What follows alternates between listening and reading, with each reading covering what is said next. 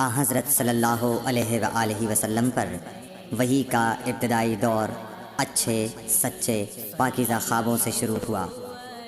آپ خواب میں جو کچھ دیکھتے وہ صبح کی روشنی کی طرح صحیح اور سچا ثابت ہوتا۔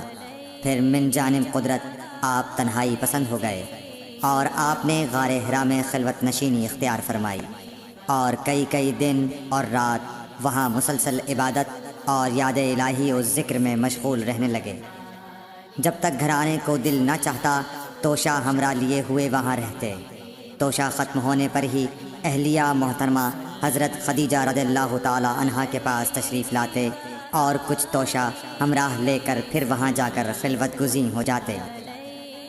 یہی طریقہ جاری رہا یہاں تک کہ آپ پر حق منکشف ہو گیا اور آپ غار حرا ہی میں قیام پذیر تھے کہ اچانک حضرت جبرائیل علیہ السلام آپ کے پاس حاضر ہوئے اور کہنے لگے کہ اے محمد پڑھو۔ آپ فرماتے ہیں کہ میں نے کہا کہ میں پڑھنا نہیں جانتا۔ آپ صلی اللہ علیہ وسلم فرماتے ہیں کہ فرشتے نے مجھے پکڑ کر اتنے زور سے بھینچا کہ میری طاقت جواب دے گئی۔ پھر مجھے چھوڑ کر کہا پڑھو۔ میں نے پھر وہی جواب دیا کہ میں پڑھا ہوا نہیں ہوں۔ اس فرشتے نے مجھ کو نہایت ہی زور سے بھینچا کہ مجھ کو سخت تکلیف محسوس ہوئی۔ پھر اس نے کہا کہ پڑھ۔ میں نے کہا میں پڑھا ہوا نہیں ہوں۔ فرشتے نے تیسری بار مجھ کو پکڑا اور تیسری مرتبہ پھر مجھ کو بھینچا۔ پھر مجھے چھوڑ دیا اور کہنے لگا کہ پڑھو اپنے رب کے نام کی مدد سے جس نے پیدا کیا اور انسان کو خون کی پھٹکی سے بنایا۔ پڑھو اور آپ کا رب بہت ہی مہربانیاں کرنے والا ہے۔ بس یہی آیتیں آپ حضرت جبرائیل علیہ السلام سے سن کر اس حال میں غار حرا سے واپس ہوئے کہ آپ کا دل اس انوکھے واقعے سے کانپ رہا تھا۔ آپ حضرت خدیجہ کے ہاں تشریف لائے اور فرمایا کہ مجھے کمبل اوڑھا دو، مجھے کمبل اوڑھا دو۔ لوگوں نے آپ کو کمبل اوڑھا دیا۔ جب آپ کا ڈر جاتا رہا تو آپ نے اپنی زوجہ محترمہ حضرت خدیجہ رضی اللہ تعالی عنہا کو تفصیل کے ساتھ یہ واقعہ سنایا اور فرمانے لگے کہ مجھ کو اب اپنی جان کا خوف ہو گیا ہے۔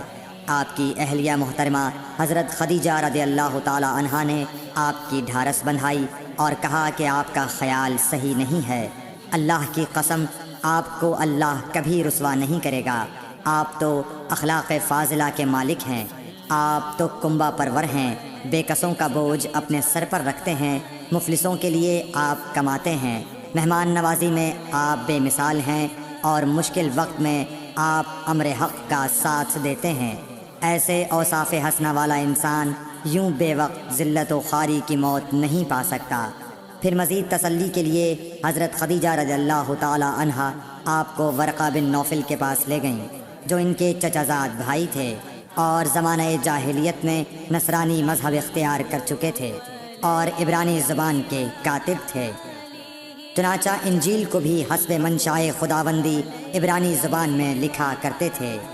انجیل سریانی زبان میں نازل ہوئی تھی، پھر اس کا ترجمہ عبرانی زبان میں ہوا۔ ورقہ اسی کو لکھتے تھے۔ وہ بہت بوڑھے ہو گئے تھے، یہاں تک کہ ان کی بینائی بھی رخصت ہو چکی تھی۔ حضرت خدیجہ رضی اللہ تعالی عنہا نے ان کے سامنے آپ کے حالات بیان کیے اور کہا کہ اے چچا زاد بھائی، اپنے بھتیجے محمد صلی اللہ علیہ وسلم کی زبانی ذرا ان کی کیفیت سن لیجئے۔ وہ بولے کہ بھتیجے آپ نے جو کچھ دیکھا ہے اس کی تفصیل سناؤ۔ چنانچہ آپ صلی اللہ علیہ وآلہ وسلم نے از اول تا آخر پورا واقعہ سنایا، جسے سن کر ورقہ بے اختیار ہو کر بول اٹھے کہ یہ تو وہی ناموس معزز رازدان فرشتہ ہے جسے اللہ نے حضرت موسیٰ علیہ السلام پر وحی دے کر بھیجا تھا۔ کاش میں آپ کے اس عہد نبوت کے شروع ہونے پر جواں عمر ہوتا۔ کاش میں اس وقت تک زندہ رہتا جب کہ آپ کی قوم آپ کو اس شہر سے نکال دے گی۔ رسول کریم صلی اللہ علیہ وآلہ وسلم نے یہ سن کر تعجب سے پوچھا کہ کیا وہ لوگ مجھ کو نکال دیں گے، حالانکہ میں تو ان میں صادق و امین و مقبول ہوں۔ ورقہ بولا ہاں یہ سب کچھ سچ ہے، مگر جو شخص بھی آپ کی طرح امر حق لے کر آیا لوگ اس کے دشمن ہی ہو گئے ہیں۔ اگر مجھے آپ کی نبوت کا وہ زمانہ مل جائے تو میں آپ کی پوری مدد کروں گا۔